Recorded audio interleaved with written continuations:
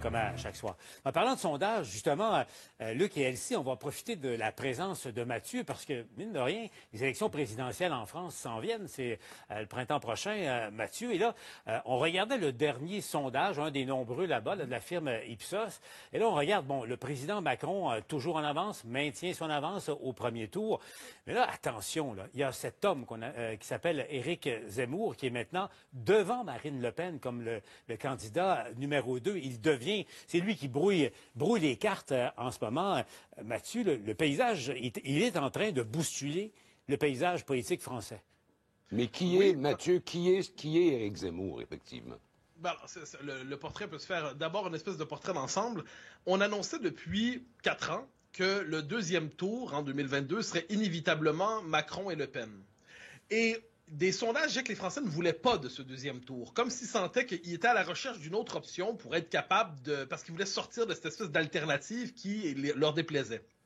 Zemmour, qu'est-ce qu'il fait? Alors, c'est une personne... D'abord, en tout, c'est un éditorialiste de profession, connu au Figaro, qui a occupé une grande place dans les médias, en transgressant globalement tous les codes du politiquement correct, en étant quelquefois outrancier, quelquefois excessif, mais en étant capable d'exprimer tout un courant de pensée qui trouvait pas de place dans les médias. Et là, qu'est-ce qu'il fait en ce moment? Il a développé une popularité assez impressionnante et il se déplace vers la politique. Pourquoi? Pour être capable d'embrasser une inquiétude qui est assez forte en France, c'est la question de l'immigration, c'est-à-dire le sentiment que le pays a perdu complètement le contrôle là-dessus. L'islamisation inquiète beaucoup, c'est un pays qui a connu beaucoup d'attentats.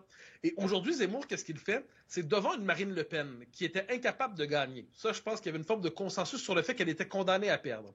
Et une droite de gouvernement qui était impuissante, puis qui était plus une gauche pâle ou une gauche au ralenti qu'une droite, eh bien, il occupe l'espace entre les deux, qui était idéologiquement majoritaire, mais politiquement étouffé. Puis là, c'est comme il passe une transition des médias vers la politique, puis il incarne ce courant-là. Et là, on l'a vu, moi j'en parlais cet été avec des amis, certains me disaient il fera pas plus que 2 ou 3%, et moi j'avais dit à la blague, mais pas à la blague en fait, j'avais dit il va faire à mon avis autour de 12-13% dès la fin septembre. Je me suis trompé, en fait, il était à 15%. Et là, ce qu'on voit, c'est que si 2022, c'est une élection presque référendaire sur 2 conceptions de l'identité française, 2 conceptions de la France, eh bien, Zemmour, soudainement, c'est celui qui a émergé et aujourd'hui se chuchote la parole suivante, qu'on soit pour ou contre lui, la question n'est pas là, il pourrait gagner. À tout le moins, en ce moment, il impose ses thèmes, il force tout le monde à parler de ses sujets, immigration, islamisation, insécurité. La France a d'autres problèmes que les nôtres, on s'entend, mais il réussit à imposer ses thèmes et en politique, ne l'oublions jamais, celui qui réussit à imposer son thème se donne une chance de plus pour l'emporter. Mais ce Zemmour, quand même, Mathieu, il est extrêmement controversé. Certaines de ses prises de position sont interprétées comme étant du racisme pur à l'égard des musulmans, entre autres. Donc, c'est un gars qui... Est-ce que c'est rassurant de le savoir si proche du pouvoir? Ben, la question est différente. C'est-à-dire, je pense que quand on lit, et puis je le dis en toute amitié pour les nôtres, quand je lis la presse québécoise sur Zemmour, je me dis, mais il faut arrêter de lire seulement Libération, c'est-à-dire le journal de la gauche mondaine parisienne. Le personnage est controversé, il n'y a pas de doute. Il y a des déclarations qu'il a fait pendant qu'il était éditorialiste, pendant qu'il était chroniqueur, qui le suivent aujourd'hui.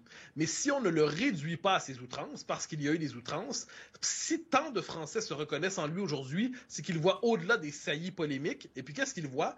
Une possibilité de redéfinir le jeu politique. Donc, au-delà, je dirais, d'une droite épuisée, d'un Rassemblement national, l'ancien Front national, qui était condamné à l'opposition, d'un Emmanuel Macron qui, lui, est bien installé, puis il va être au deuxième tour, il n'y a pas de doute, d'une gauche en décomposition. Donc, si les Français veulent transformer cette élection en élection référendaire sur 2 idées de la France, tout en sachant qu'il y a des excès dans tous les camps, j'ai l'impression que c'est ce qui se joue à travers ça. Mais, il y a une diabolisation telle de Zemmour, on l'a comparé depuis un certain temps aux racistes, aux nazis, aux talibans, c'était pas mal ça quand même. On multiplie les comparaisons les plus délirantes. J'ai l'impression que pour comprendre le phénomène, il faut éviter de le diaboliser, puis ensuite, ben, les gens voteront comme ils le veulent. En même temps, il y a le style, Zemmour, donc qui se plaît au fond souvent à choquer là, en termes d'impact sur les gens. Mathieu, on voyait les images défiler, ça s'est passé la semaine dernière. Là. Il était dans une apparition publique, on l'a vu avec cette arme d'assaut incroyable qui l'a tourné vers une journaliste. Puis bon. Mauvaise blague, enfin c'est une blague, a-t-il plaidé. Mais quand je dis qu'il ne fait pas comme les autres, écoutez, parce qu'il a été très critiqué pour son geste, là, Écoutons un instant ce qu'il a dit là, en commentant les critiques. Qui fait des papiers dans Le Point pour m'insulter? Qui me traite de Bonaparte, de carnaval et autres? Qui, comme Madame Schiappa, dit que je vise les journalistes avec des fusils pour les tuer? Je sais pas quels, les autres aussi sont des imbéciles comme Madame Schiappa. Si vous savez pas la différence, entre l'humour, la blague et le sérieux, c'est que vous êtes un imbécile. Mais moi, je peux te raconter que j'ai vu exactement la même chose avec Brian Mulroney quand il y avait une campagne pour l'élection partielle qui avait amené Lucien Bouchard au cabinet fédéral. Il avait été dans un truc, là, un incubateur d'entreprise, à mon souvenir, puis il y en avait un qui fabriquait, ça ressemblait à un fusil, mais c'était pour nettoyer les fesses des vaches. Bzzz! Et pendant qu'il avait ça dans ses mains, il y avait les journalistes autour qui disaient: tiens, un tel du Globe and Mail, regarde donc celui-là, là-bas, le gars du Toronto Star, fait longtemps que tu m'énerves. C'était une blague comme celle de Zemmour, faut quand même pas venir fou. Mais en même temps, une arme à feu, tu fais pas de blague avec ça. Non, mais tu sais, faut pas venir fou avec ça. Non, mais Zemmour, quand même, Mathieu, tu sais, c'est sûr que c'est un phénomène en soi, là, tu sais, médiatique. Il y a eu du succès dans les 20 dernières années et beaucoup de succès. Donc, c'est sûr qu'il est emporté par ça. Il y a du contenu aussi. Puis, comme tu l'as mentionné, il touche des points sensibles parce que la France est quand même fracturée. Puis, tu sais, la montée de Marine Le Pen qui se fait, qui n'est pas récente, là, quand même, qui monte tranquillement. Mais tout ça, M. Zemmour vient jouer aussi dans les tables de Marine Le Pen. Donc, en France, la droite est très décomplexée. Là, on est ailleurs. On n'a pas connu ça. En même temps, Mathieu, et il faut vraiment écouter ce que tu dis, là. Il exprime ou il incarne, au fond, une voix qui ne se reflète pas dans bien des médias traditionnels en France. Et n'oublions jamais la montée de Trump aux États-Unis, que personne n'avait compris vraiment dans les médias dits traditionnels. Il y a une grosse différence, Paul. Ouais. Trump était un ignorant, sans culture, aucune. Zemmour a un doctorat de Sciences Po à Paris. C'est un intellectuel reconnu. Il a écrit des romans, il a écrit de nombreux livres. Je t'avoue là, que je suis pas en train de dire que j'appuie ce gars-là, parce qu'il est le précurseur de ce qu'on va voir de plus en plus en Europe. On l'a vu avec Orban en Hongrie, on l'a vu avec... Enfin, il y a un certain nombre de gens de la droite qui se positionnent. Et lui, le problème que j'ai, moi, personnellement, avec Zemmour, c'est qu'il me rappelle Maurras. Maurras, c'était dans les années 30. C'était une forme de nationalisme français que Zemmour ramène comme avec une sorte de nostalgie. Puis il n'y a pas de quoi être nostalgique pour ça. J'ai une proposition pour vous. Mathieu, si tu permets, une proposition pour vous. La discussion est trop intéressante et puis on va profiter de ta présence, monsieur. Ne bougez pas. On parlera de Montréal un autre jour à la joute. On va poursuivre la discussion parce qu'inexorablement, les choses changent en France et on va continuer à en discuter dans un instant. À la joute.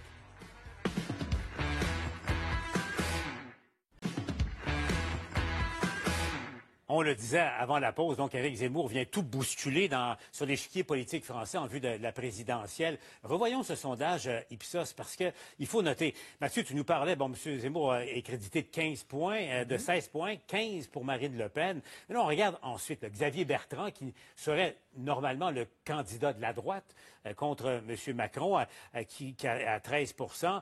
Mélenchon qui est la gauche à 8 Un mot, Mathieu, sur Anne Hidalgo, donc la mairesse de Paris, qui représente le Parti socialiste français qui a régné sur la France pendant tant d'années, donc à peine 5 des intentions de vote en ce moment.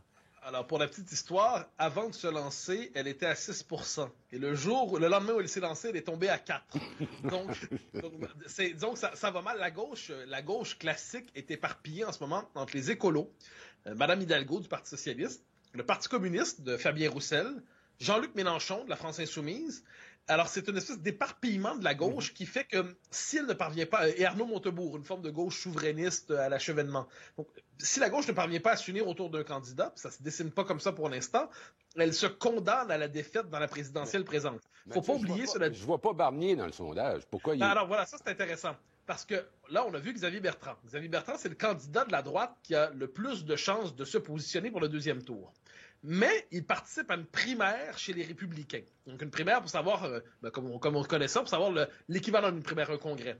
Mais chez les Républicains directement, il n'est pas le favori. En ce moment, celui qu'on dit le favori chez les Républicains, c'est Michel Barnier, qui se présente comme un Biden français. Mais Michel Barnier, dans les sondages, fait 7 ou 8 Donc, la droite classique, en ce moment, pour différentes raisons, ne mise pas sur celui qui pourrait lui donner le plus de chances. Donc, c'est une espèce de... Pour certains, c'est un suicide politique. Puis en plus, la droite ne va pas choisir son candidat avant le 4 décembre. Mais c'est intéressant. Donc, la gauche classique qui est éclatée, atomisée, la droite classique, même chose également.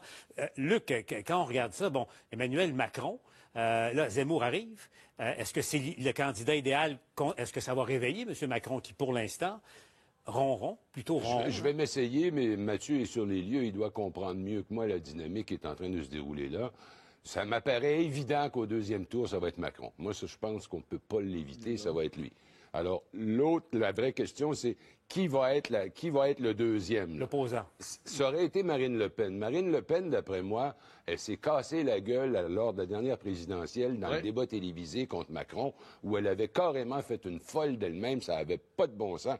Et c'était tellement frappant que je suis convaincu que les Français s'en rappellent. Alors, elle, là, à 15, là, elle ne montera pas à 18 pas à 19. Non, surtout qu'elle Zemmour, descend, lui, et Zemmour monte. il incarne une sorte de colère sourde d'enfance que j'ai vue récemment parce que j'ai rencontré une jeune Française, 20 quelques années, qui venait d'immigrer. Et puis j'ai demandé qu'est-ce qu'il l'avait décidé comme ça à faire le grand saut à immigrer.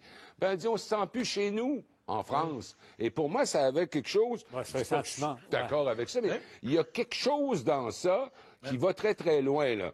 Les banlieues musulmanes qui n'ont pas de bon sens, les ci, les ça.